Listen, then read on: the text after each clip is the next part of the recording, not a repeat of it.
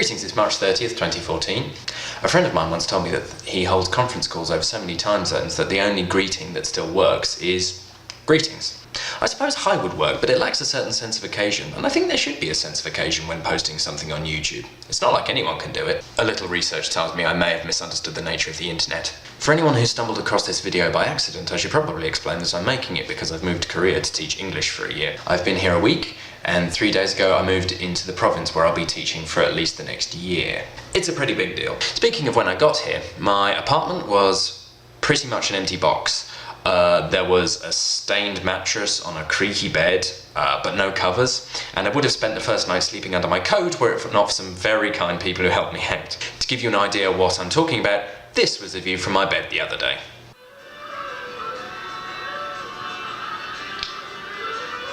And is the reason why my camera is currently sitting on top of a chair on top of my table. I should point out that the box was what I brought my groceries back from the supermarket in, and its contents were presumably sold to someone else. Lying alone in my apartment with adult urine pads and bottled water is not my little way of adjusting. What interests me is how difficult it must have been to do this kind of thing before the internet. In the last couple of days I've had patchy access to the internet because my apartment doesn't have a router. I have to say I find it pretty tough to live without the internet. Does that make me more spoiled or less capable than people who can take it or leave it? Some people would argue yes. Personally, I'd say the thing that is so enticing and addicting about the internet is connecting with people and what they've created and discovered.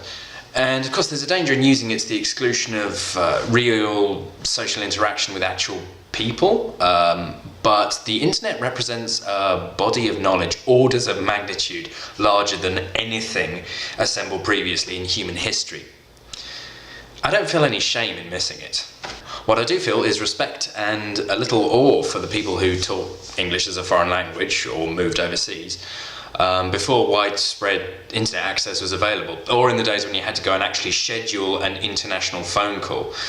I'm heading out to a coffee shop to edit this video and hopefully do some of that talking to real humans that I mentioned. But before I do that, I want to give you the best answer I've had so far to the question, why teach in Korea? I bought these for less than $1. I'll see you next week.